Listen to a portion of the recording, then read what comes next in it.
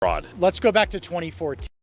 A program called CCAP, basically child care assistance. So Somali daycare centers ended up popping up everywhere, and a lot of the same exact issues. Fake names being submitted, fake billing hours, everything. We noticed that a lot of that money was being wire transferred over to Somalia and the Horn of Africa. Fast forward to 2018, it ended up not being wire transfers anymore because we ended up catching that. It ended up being bags of cash. In this case, $1 million being stuffed into a suitcase and trying to be transported over to the Horn of Africa. And it was tied to CCAP, the child care fraud program.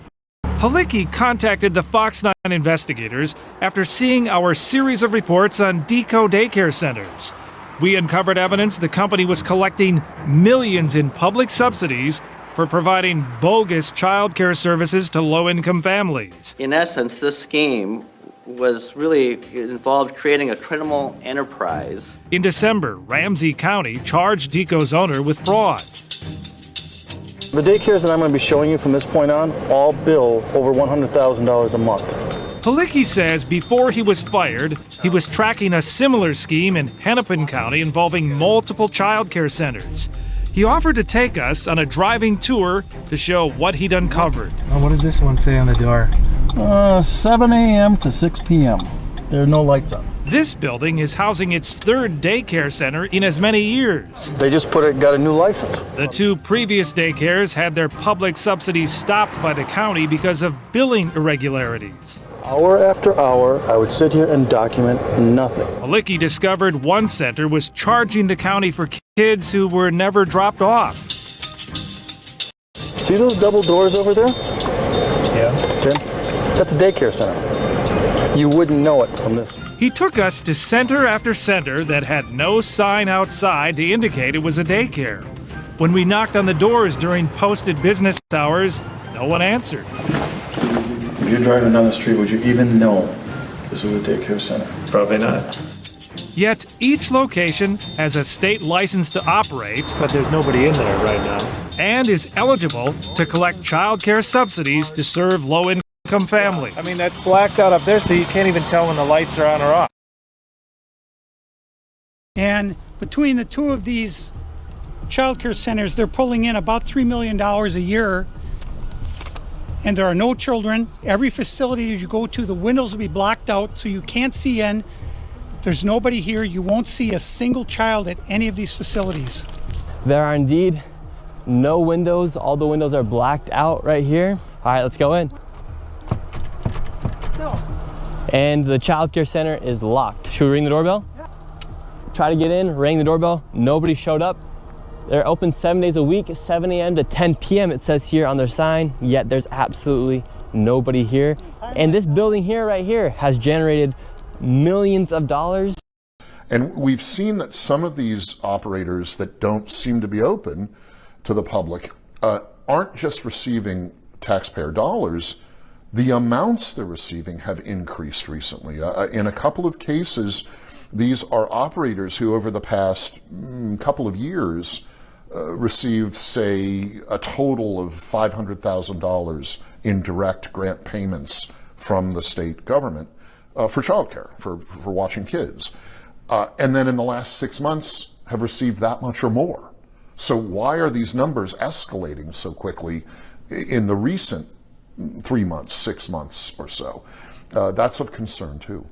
All right, we've arrived to ABC Learning Center. All the windows are blacked out. Let's see if anybody is here. This door is locked. This facility is licensed for 40 children. Why has this child care provider, with the number of children that are covered by its license, with the operations it has on paper been providing, getting an amount of money that's 5 or 10 times greater than what they should be getting according to policy?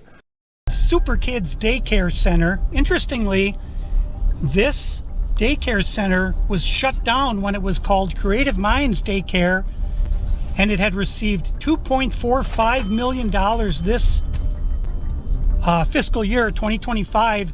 They had to shut down because there were so many violations, and they went and they just reopened under a new license, and they renamed the center Super Kids Daycare Center, LLC. So they got shut down, then started another one.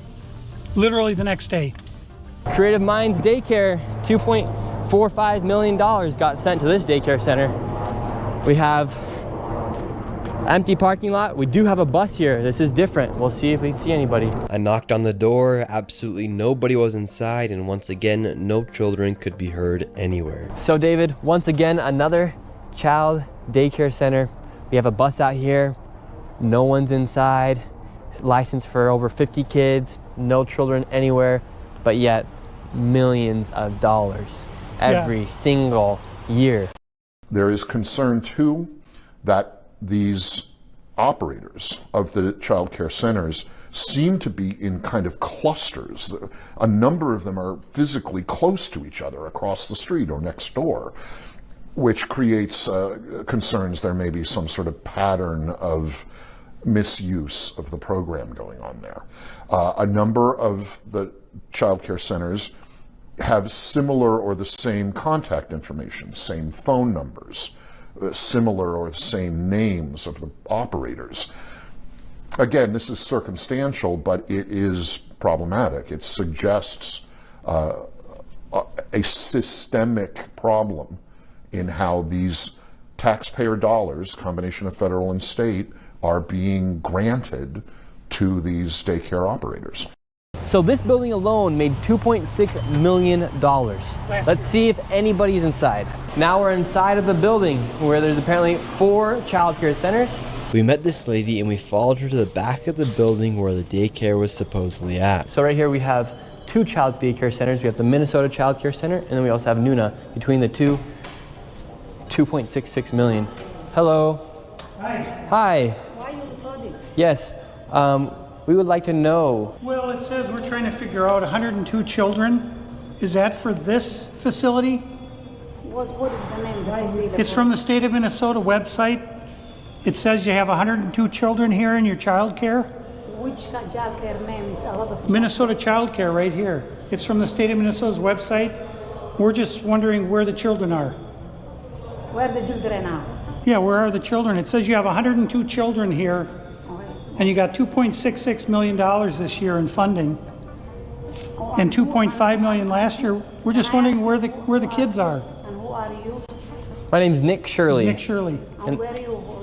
Which department? That is harassment. Oh, we are from ourselves. Yeah. Hello, we'd like to ask where the money's going. Look at that. Shut us down. Where are the children at? No children inside of this daycare center. And look at this daycare center right here. No children inside of this daycare center. But between those buildings, over $2.6 million. This building right behind me has 22 different home and community-based healthcare companies registered in the building. It's only 4 floors. I walked in there yesterday trying to find a number of them. Many of them are they appear to be just window fronts, door fronts, with nobody behind. So same story, different location. We're here in St. Paul at this building, which looks like a warehouse or a dilapidated old building. Inside this building, there are 60 registered home and community health care organizations inside this one building. We're here in Northeast Minneapolis, and we're at a building that I believe is on the radar of authorities. They have questions about it. A lot of the businesses in here are home health care businesses. Of the total businesses, there's 37. 17 of them are home health care businesses. There's just layer upon layer upon layer of fraud throughout this city. Then I started to see all these transportation companies going around, and it was always a Somali driver. And I said, well, that's great. They're out there transportation contributing, but they never had a passenger, never, ever once. And I said, well, what is all this transportation? What are they doing? So then I found out that in Minnesota, they have something called non-emergency medical transportation. So this is going to the dentist's office, therapy, whatever it might be. And I said, well, how many of these companies are there? And the research came back that there are 1,020 of them, and more than 800 of them are Somali-owned. Nobody from the state of Minnesota ever cross-checks to see if any rides were ever actually provided. All they did was write the check. None of those vans have moved in 6 months, none of them. We have industrial scale fraud here. That's what the attorneys have been saying as they indict 80 some people, and we're seeing convictions across the board. So that's around, they're saying, could be $9 billion. So when you look at $400 million for PPP loans, that's peanuts compared to what we're seeing in Minnesota.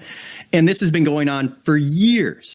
If the food fraud is the thing I started covering about 4 years ago, and we found that most of the defendants in that case, and we're up to 78 in that case, had other businesses. They had childcare businesses. They ran autism clinics. So you found a program, and it turns out these folks were defrauding it. An incredibly diverse portfolio. Warren Buffett would have been very proud of their efforts in that respect. So yeah, I would hope that every program, every agency that doles out money in Minnesota will be looking to see that their recipients are bona fide and following all the rules. This is what happens when your own federal government wages war against you. This is what happens when they target communities for their own benefit. This is what happens when they scapegoat.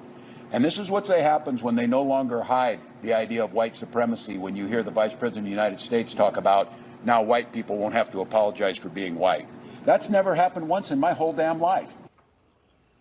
Now, what are your thoughts there? You shared a little bit on it, but listening to it back right now in this moment.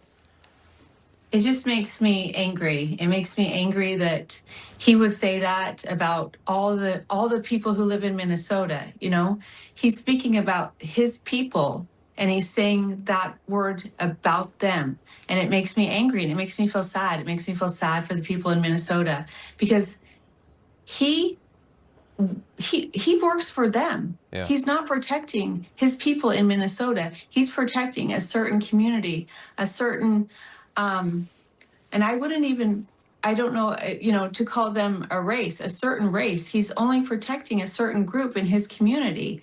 And it shouldn't be like that. He's the governor of Minnesota. He's not the governor of a certain group in Minneapolis, in Minnesota. He needs to worry about his whole state, just not a certain group. And it makes me very mad. And I think it's unfair to the people of Minnesota, because the hardworking Minnesotans are being robbed of their money. And the people that are taking their money, they're running these daycares, they're running all these businesses, all in Minnesota. And they're living high on the hog. They're driving. And it really goes nice back cars. to, it just goes back to, Brooke, I apologize jumping in, but it's the old playbook. I mean, you bring it back to race, and now you're having a race debate. That's not what this is about. This is about the fraud that's taking place and the law enforcement that needs to happen. Good morning. Listen to this. More than 400 employees of the Minnesota Department of Human Services accusing Governor Tim Walz of failing to act on widespread fraud warnings and then retaliating against whistleblowers. That department writing on X, quote, "They consider his threats, and I'm using their words, threats and repression of their reports, and the whistleblowers in particular. It looks like he was really being vindictive against them." Yes, and certainly he was, as well as the commissioners that were running his agencies. And we have multiple whistleblower reports about how they were retaliated against, how they were penalized in their careers, how they were denied vacation or other leave, how they've been surveilled on their computers. There's multiple ways in which they were retaliated against. Walz received nearly $10,000 in campaign contributions from supporters connected to these Somali-operated daycare centers.